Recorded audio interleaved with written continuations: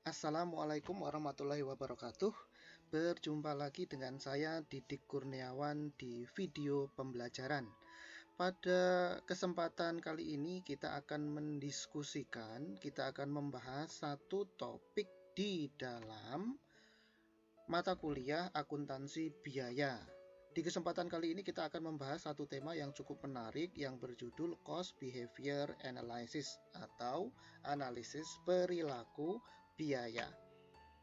Pembahasan kita kali ini menurut saya ini sangat menarik, dan kenapa kok dikatakan sangat menarik? Karena ini derajat keterterapannya atau kemungkinan untuk diimplementasikannya itu sangat besar, dan materi kali ini adalah materi yang paling mudah menurut saya untuk di semester ini.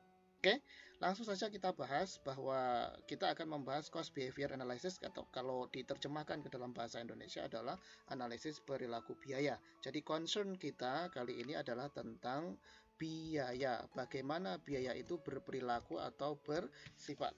Oke, cost behavior analysis. Sebelum masuk kita membahas lebih dalam lagi, maka perlu saya ingatkan lagi, perlu kita pahami bersama lagi bahwa kalau kita belajar akuntansi biaya, pertama kita tidak boleh menghafal.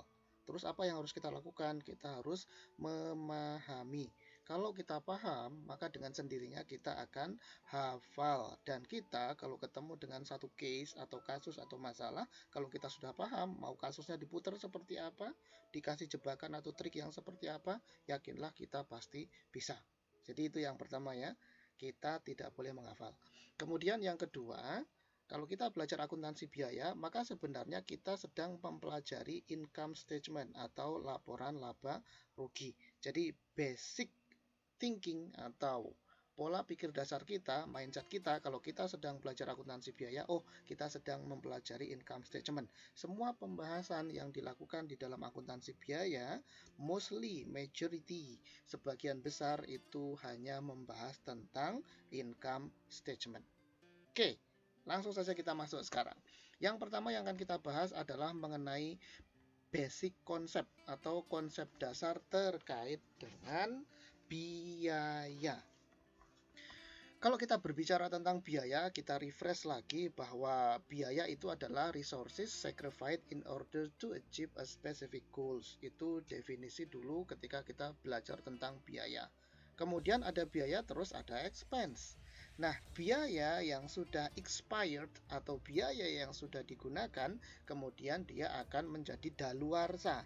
Daluarsanya biaya atau cost itu disebut sebagai expense.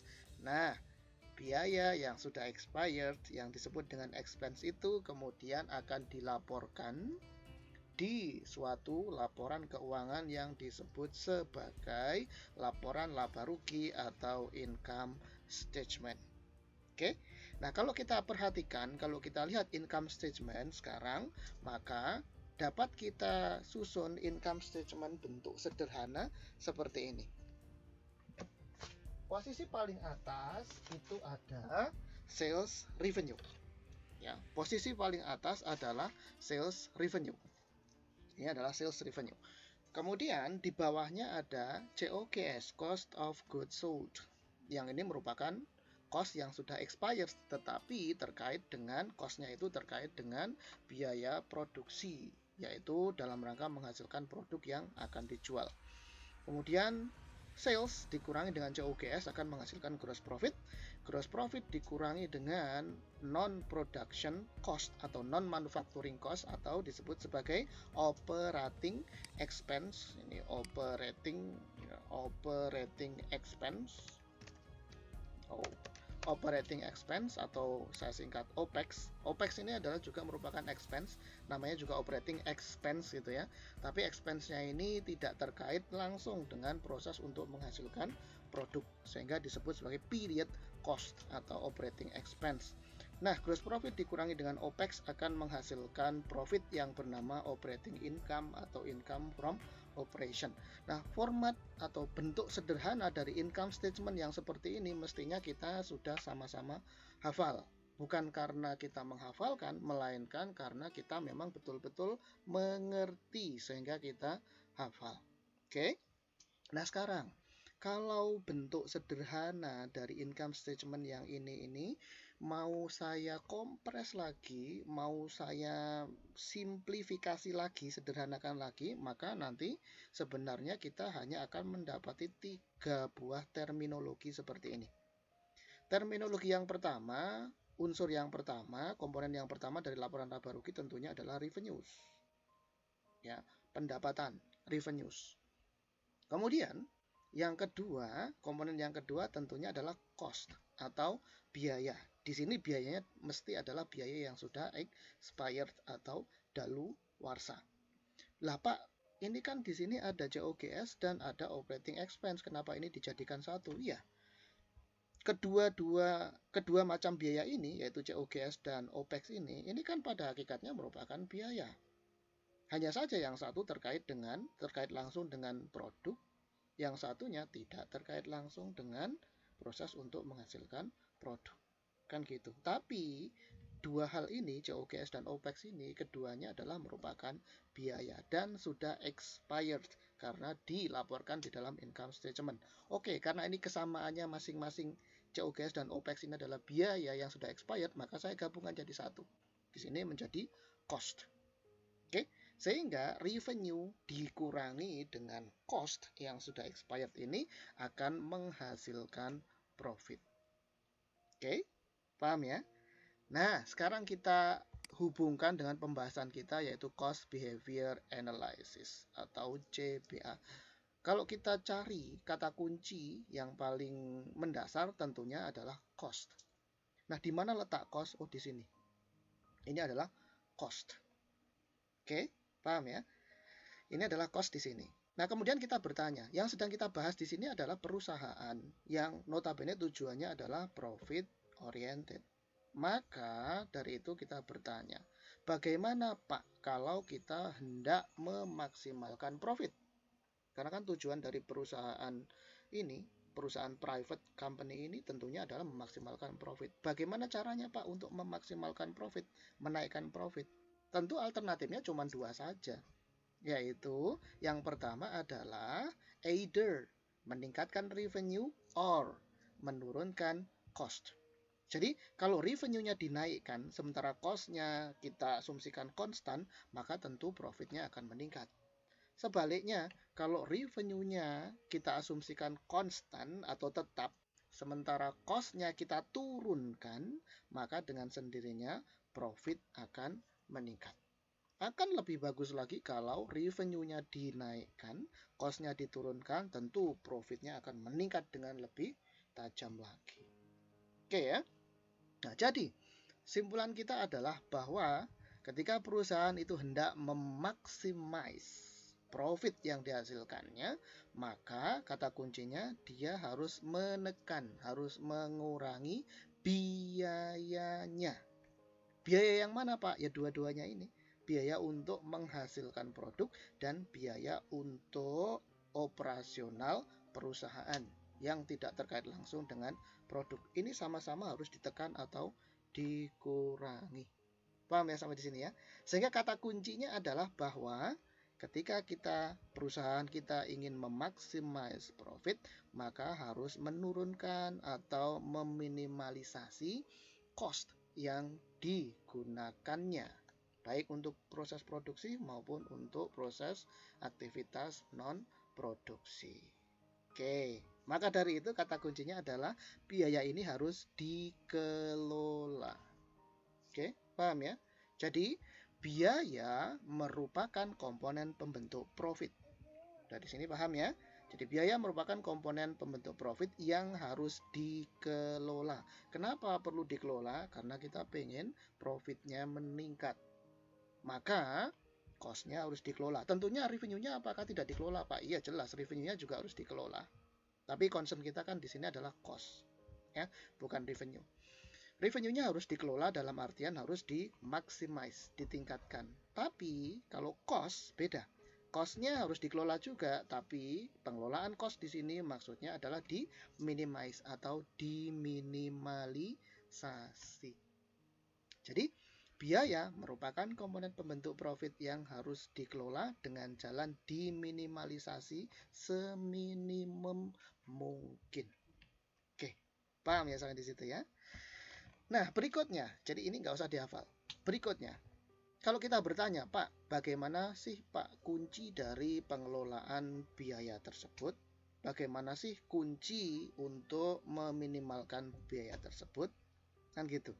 Atau dengan kata lain simpelnya pertanyaannya adalah, Pak, gimana kita untuk agar supaya bisa meminimalkan biaya? Maka pertanyaan itu dijawab, oh gampang, caranya gampang. Sebelum kita bisa kemudian meminimalkan biaya satu perusahaan, maka kita harus mengetahui terlebih dahulu. Nah, biaya yang kamu nanti akan keluarkan berapa? Kan gitu logikanya. Jadi, pertanyaan mengenai bagaimanakah kunci pengelolaan biaya, maka jawabannya simpel, yaitu kita harus mengetahui terlebih dahulu berapakah besarnya biaya yang akan dikeluarkan di periode yang akan datang. Oke. Nah, kata-kata kita harus tahu, kita harus mengetahui besarnya biaya yang akan dikeluarkan di periode mendatang, artinya adalah kita harus mampu mengestimasikan atau mengira-ira atau memprediksikan biaya yang akan datang. To predict atau predicting the cost that will be incurred in the future, itu adalah kunci pengelolaan biaya. Jadi kita harus tahu berapakah besarnya biaya yang akan dikeluarkan. Itu. Kalau kita sudah tahu itu, maka kita gampang. Oh, saya mau mengurangi sampai berapa persen. Misalkan saya mau kurangi sampai 10% maksimal. Bisa atau tidak? Oh, ternyata bisa. Jangan juga sampai kemudian kita atau perusahaan itu berpikiran bahwasanya oh, kita akan kurangi biayanya sampai dengan 80% sehingga biayanya tinggal 20%. Nah, itu tidak make sense. Kenapa tidak make sense? Karena ekstrimnya kalau biayanya dihilangkan, apakah kemudian perusahaannya bisa kemudian menjalankan proses bisnis? Jawabannya tidak bisa. Itu tidak logik. Gitu ya. Oke, mengurangi biaya itu memang betul bisa diminimize, tetapi itu ada batasnya. Tidak bisa kemudian biaya diminimalisasi sampai dengan 0%. Dikurangi 80% biayanya, tidak bisa. Perusahaan nggak akan jalan. Paham itu ya? Jadi kita harus bisa meminimalkan biaya sampai dengan titik yang paling minimum. Optimal yang minimum. Nah, untuk dapat meminimalkan biaya, maka kita harus mengetahui terlebih dahulu berapakah besarnya biaya yang akan dikeluarkan. Atau dengan kata lain, predicting the cost.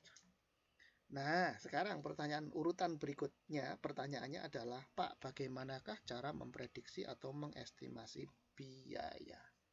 Nah, pertanyaan itu dijawab dengan, oh, kalau kita ingin dapat memprediksi atau memperkirakan biaya, maka kita harus tahu sifat atau perilaku atau pola biaya tersebut. Saya ulang ya. Kalau kita hendak ingin mengetahui berapakah besarnya biaya yang akan dikeluarkan di periode yang akan datang, maka tentunya kita harus mengetahui sifat atau perilaku biaya tersebut. Kalau kita sudah tahu sifat atau perilaku biaya tersebut, maka kemudian kita sudah tahu pola atau siklus hidup si biaya tersebut. Oh, kalau segini ini, kalau biaya yang kayak gini sifatnya seperti ini. Maka saya prediksikan nanti ke depan biayanya sekian. Oh, kalau biaya yang kayak gini, ini sifatnya konstan. Oh, berarti nanti periode yang akan datang tetap aja akan segini. Nah, contohnya seperti itu. Itu artinya kita sudah mengetahui sifat atau perilaku biaya. Nah, kalau kita sudah tahu sifat atau perilaku biaya, maka kita bisa dengan mudah memprediksi atau memperkirakan berapa besarnya biaya yang akan datang. Nah, bagaimana memprediksi biaya? Bagaimana mengetahui sifat atau perilaku biaya, itulah yang akan dipelajari atau dibahas dalam analisis perilaku biaya atau cost behavior analysis. Jadi, apa sih Pak yang dimaksud dengan cost behavior analysis atau analisis perilaku biaya itu? Jadi CBA, saya singkat CBA, Cost Behavior Analysis.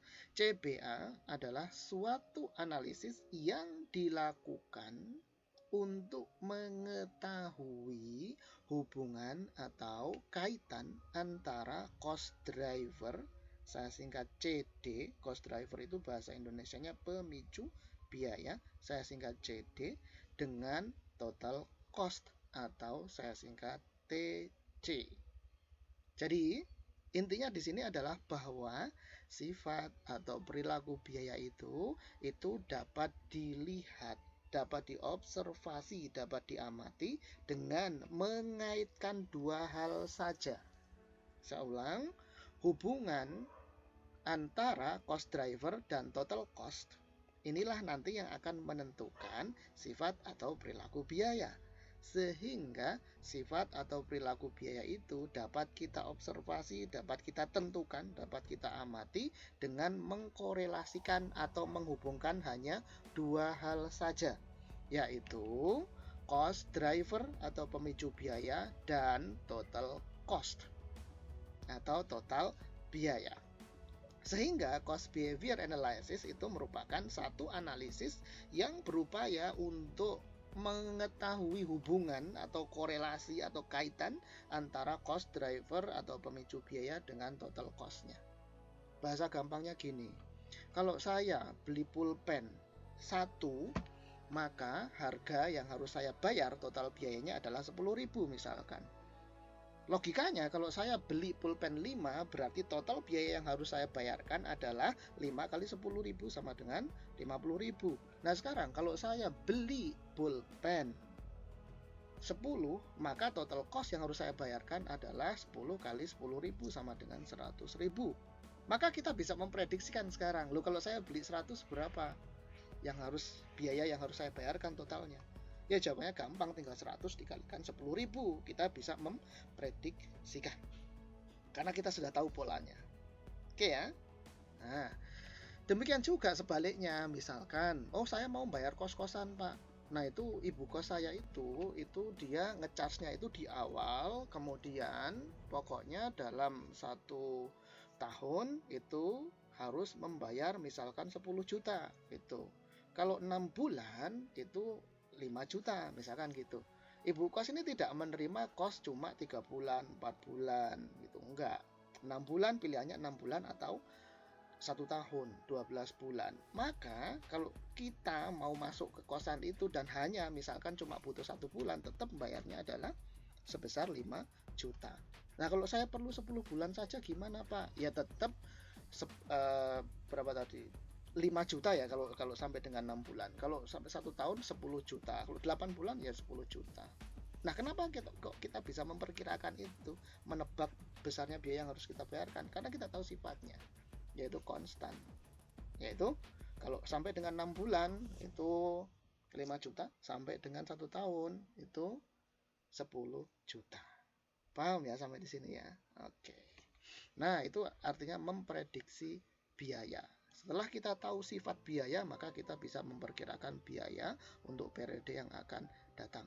Jadi, analisis perilaku biaya itu hanya membahas dua hal, kaitan antara dua hal saja, yaitu cost driver atau pemicu biaya. Pemicu biaya yang mana Pak? Tadi contohnya, jumlah pulpen yang saya beli itu adalah cost driver, pemicu biaya, yang menentukan besar kecilnya biaya, total biaya. Ya, jadi CBA itu melakukan analisis berupa meneliti hubungan atau kaitan antara cost driver dengan total cost atau total biayanya. Paham ya sampai di sini ya? Sehingga kita tahu bahwa tujuan cost behavior analysis adalah dalam rangka untuk mengestimasikan atau memprediksikan biaya. To estimate or predicting the cost. Itu tujuan akhir dari cost behavior analysis. Jadi kalau kita melakukan analisis perilaku biaya, ujung-ujungnya maka nanti kita harus dapat memperkirakan atau mengestimasikan biaya di satu perusahaan untuk periode yang akan datang. Oke. Nah terus Pak, teknis dari CBA, bagaimana sih Pak teknisnya, perhitungan teknisnya dari analisis perilaku biaya itu? Atau pertanyaannya how to predict the cost, kan gitu. Nah, how to predict the cost? Untuk memperkirakan biaya atau mengestimasikan biaya, kita cukup simpel aja, yaitu by examining the relationship of cost driver and total cost. Yaitu dengan kita lihat cost drivernya berapa, total cost-nya berapa, kemudian antara cost driver dan total cost ini kita korelasikan, kita hubungkan. Setelah kita hubungkan antara cost driver dengan total cost ini, maka kemudian kita bisa mengetahui polanya. Nah, pola biaya itulah yang disebut sebagai sifat atau perilaku biaya. Oke, paham ya sampai di sini ya? Oke, ini basic konsep untuk kita masuk memahami tentang apa yang dimaksud dengan cost behavior analysis atau analisis perilaku biaya. Oke, paham ya sampai di sini ya? Nah, sebelum kita masuk lebih dalam lagi ke analisis perilaku biaya, tadi kan di sini sudah kita sebut beberapa terminologi. Ada cost driver dan ada total cost. Ini adalah dua terminologi yang harus kita pahami, harus kita mengerti betul-betul ketika kita melakukan analisis perilaku biaya. Oke, kita bahas satu persatu. Yang pertama, cost driver atau saya singkat CD. Cost driver ini merupakan satu variabel tertentu yang dapat memicu bagi adanya perubahan atas satu total biaya. Saya ulang, cost driver bahasa Indonesia singkatnya adalah pemicu biaya, yaitu satu variabel tertentu yang dapat memicu perubahan atas total biaya. Jadi kalau cost drivernya itu diubah, maka total cost-nya harus berubah. Nah Pak, kalau cost drivernya diubah tapi total cost-nya tidak berubah, gimana Pak? Nah itu berarti tidak ada korelasi. Jangan dipakai. Jadi misalkan gini, saya mau membeli pulpen. Kemudian berarti cost drivernya adalah jumlah pulpen atau kuantitas pulpen yang dibeli. Itu cost drivernya. Nggak boleh kemudian saya mau membeli pulpen. Kemudian ditanya cost drivernya apa, pemicu biayanya apa. Oh jumlah karung sak semen. Nah itu nggak bisa, nggak relevan. Apa hubungannya jumlah karung semen dengan pulpen yang akan dibeli? Nggak ada hubungannya. Artinya jumlah karung semen dengan harga yang harus dibayar untuk mendapatkan pulpen itu bukan cost drivernya. Oke ya, sehingga cost driver bagi total biaya yang dibayarkan untuk membeli mengakuisisi pulpen itu adalah jumlah pulpen atau kuantitas pulpen yang dibeli. Itu cost drivernya. Paham ya sampai di sini ya? Oke. Nah, kata-kata perubahan di sini ini maksudnya adalah naik dan turunnya biaya. Artinya tadi kalau saya membeli pulpennya 5, maka 50.000. Nah, kalau saya turunkan, saya cuma mau membeli 2 pulpen, maka yang harus saya bayarkan adalah cuma 20.000. Kalau saya naikkan, saya mau beli 8, berarti naiklah total cost-nya menjadi 80.000. Oke, jadi yang dimaksud dengan perubahan adalah naik turunnya biaya. Sehingga cost driver itu menentukan naik turunnya biaya. Logikanya, kalau cost drivernya ditingkatkan, maka kemudian total biayanya juga akan meningkat. Sebaliknya, kalau cost drivernya diturunkan, jelas total cost-nya juga akan berkurang.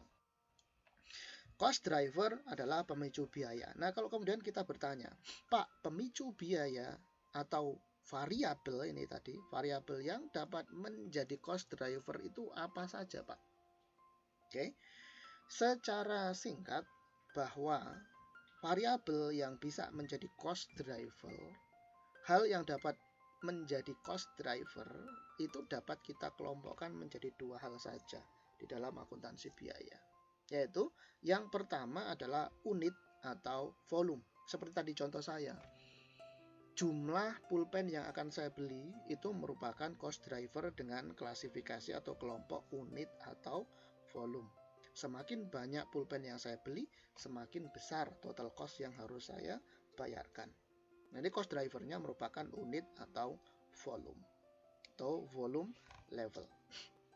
Kemudian yang kedua yang bisa menjadi cost driver selain unit atau volume itu adalah activity atau aktivitas. Contohnya apa Pak? Contohnya misalkan aktivitas untuk memotong kayu. Nah, misalkan ada satu perusahaan membayarkan upah kepada karyawan. Nah, karyawannya itu punya spesifik task.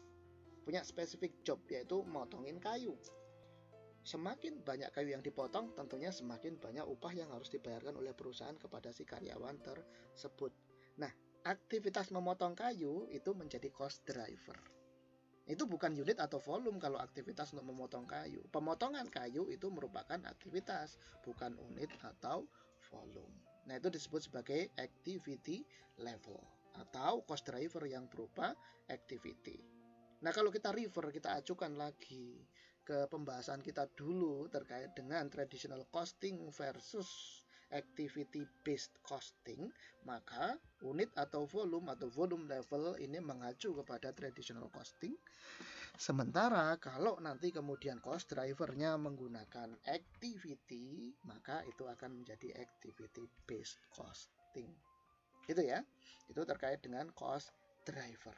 Dapat dipahami ya, jangan sekali-kali dihafal. Kemudian, yang kedua, tadi ada terminologi total cost. Kan tadi CBA mengaitkan atau menghubungkan antara CD dan TC, cost driver dan TC. Nah, apa sih yang dimaksud dengan total cost?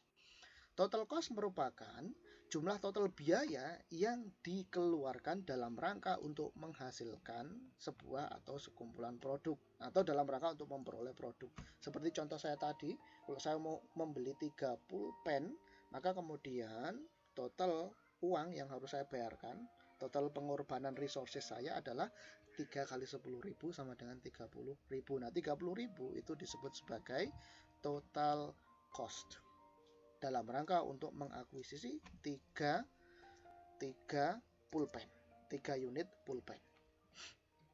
Nah, kalau kita korelasikan atau kita lihat lagi dengan pembelajaran kita di standar costing yang lalu, ya, di standar costing yang lalu ada di video materi kita di sebelumnya yang sudah saya share.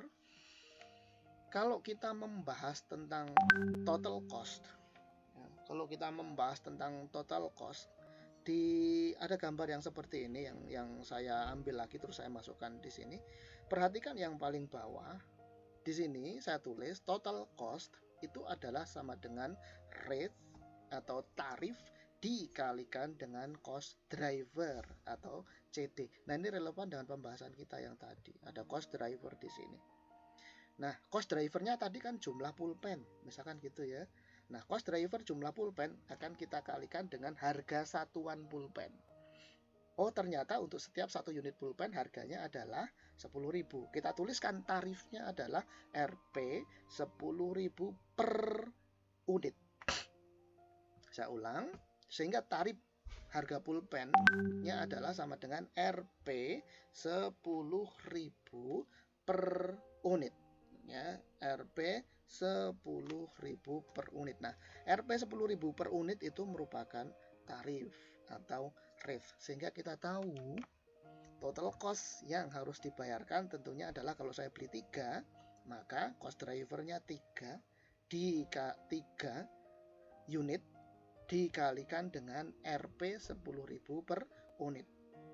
Unitnya kita coret tinggal Rp, sehingga total cost-nya satuannya adalah Rp atau rupiah. 3 dikalikan 10.000 sama dengan Rp 30.000. Paham ya sampai di sini ya?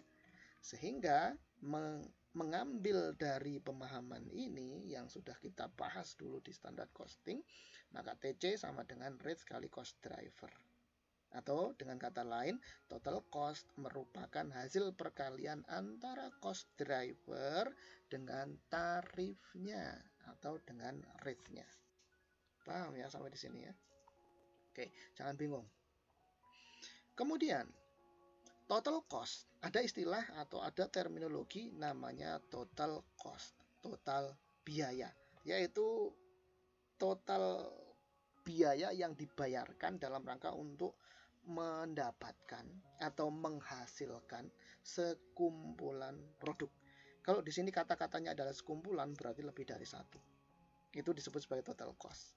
Lupa, kalau produknya cuma satu yang dihasilkan, atau barang yang dibeli cuma 1 unit, itu namanya apa, Pak? Itu namanya unit cost atau cost per unit, biaya per unit. Jadi di sini saya tuliskan, kalau ada istilah total cost, maka dia akan punya lawan. Lawannya disebut sebagai unit cost, atau saya singkat UC. Jadi TC dengan UC itu berlawanan. TC ini adalah total cost, artinya objek biayanya itu lebih dari satu, sekumpulan produk atau sekumpulan barang. Sementara kalau UC itu produknya pasti hanya satu. Paham ya sampai di sini ya? Sehingga kemudian kalau saya tuliskan ulang, maka kita dapat cari UC, kita dapat hitung unit cost atau cost per unit. UC sama dengan total cost dibagi dengan cost driver. Saya ulang, unit cost sama dengan total cost dibagi dengan cost driver. Misalkan saya membayarkan pulpen, total harga untuk mengakuisisi pulpen saya bayarkan 40.000. Itu total cost-nya 40.000. Kemudian saya dapat berapa pulpen dengan saya membayarkan 40.000? Ternyata saya dapat 4. Misalkan saya dapat 4. Berarti cost per unitnya untuk setiap satu pulpen, berapakah biaya yang saya keluarkan? Yaitu 40.000 dibagi 4. Cost drivernya 4. 40.000 dibagi 4 sama dengan 10.000. Jadi 10.000 itu merupakan cost per unit. Atau dengan kata lain, UC itu sama aja dengan rate atau tarif. Nah, tadi kan TC dibagi CD kan berarti TC dibagi CD ini kan sama aja dengan rate atau tarif. Jadi tarif itu menentukan berapakah biaya yang dikeluarkan atau dibayarkan untuk setiap hanya satu unit barang saja. Ya, hanya satu unit barang. Ya, hanya satu unit barang. Oke. Kemudian, jadi pengertiannya adalah, jadi ini sudah kita bahas berarti bahwa unit cost itu TC dibagi CD atau sama dengan UC itu sama dengan rate atau tarif kalau kita lihat dari rumus yang ada di sini. Sehingga unit cost atau cost per unit itu adalah the amount of production cost that is assigned to produce atau to acquire only one unit of product atau tarif tadi. Oke, paham ya sampai di sini ya? Oke. Nah, berikutnya kalau kita lihat berikutnya. Tadi di bagian yang pertama kita sudah lihat basic konsep atas CBA. Kemudian kita sudah pahami juga basic terminologi untuk kita melakukan analisis perilaku biaya yang hanya ada dua, yaitu cost driver dan total cost. Nah, berikutnya sekarang kalau kita lihat basic lebih dalam lagi konsep mengenai cost behavior analysis. Oke, kita lihat lebih dalam lagi dasar pemahaman kita mengenai analisis perilaku biaya. Oke. Yang pertama, cost behavior analysis itu ditujukan dalam rangka untuk membantu manajemen dalam rangka predicting company's cost. Jadi cost behavior analysis itu merupakan satu alat atau satu tools yang nanti dapat digunakan oleh manajemen dalam rangka untuk memprediksi atau mengestimasikan biaya. Lupa, kenapa kok biaya harus diprediksikan atau harus diestimasikan? Supaya dapat dikelola dengan baik. Pengelolaan biaya dengan baik itu artinya adalah meminimalisasi biaya agar supaya profitnya meningkat. Tadi yang sudah kita bahas di awal tadi. Kemudian CBA dilakukan dengan menganalisis kaitan atau hubungan antara dua faktor saja, yaitu cost driver dengan total cost. Ini tadi sudah kita bahas juga.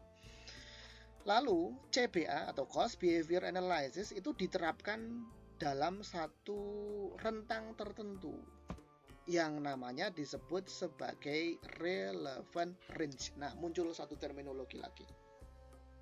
Jadi saya ulang, bahwa cost behavior analysis atau analisis perilaku biaya itu diterapkan dan hanya bisa diterapkan untuk dalam satu rentang tertentu yang relevan. Nah, rentang tertentu yang relevan itu disebut sebagai relevant range. Sehingga relevant range merupakan, saya singkat RR, merupakan satu rentang tertentu yang menunjukkan letak hubungan spesifik antara cost driver dan total cost. Saya ulang. Relevant range itu merupakan satu rentang tertentu yang menunjukkan letak hubungan spesifik antara cost driver dan total cost. Ya, cost driver dan total cost. Oke, jadi kan tadi sudah kita bahas bahwa hanya ada dua elemen dalam melakukan analisis perilaku biaya, yaitu cost driver dan total cost. Nah, kita ingin melihat sifat kaitan hubungan antara cost driver dengan total cost itu ada di dalam rentang yang dari mana sampai mana sih, kan gitu. Loh Pak, kenapa kok harus dibatasi Pak rentangnya dari A sampai B gitu? Kenapa harus dibatasi? Ya, karena biaya itu tidak seterusnya mulai dari 0 sampai tidak terbatas itu kemudian sifatnya itu naik terus atau sifatnya itu konstan terus, enggak begitu. Ya, tidak seperti itu.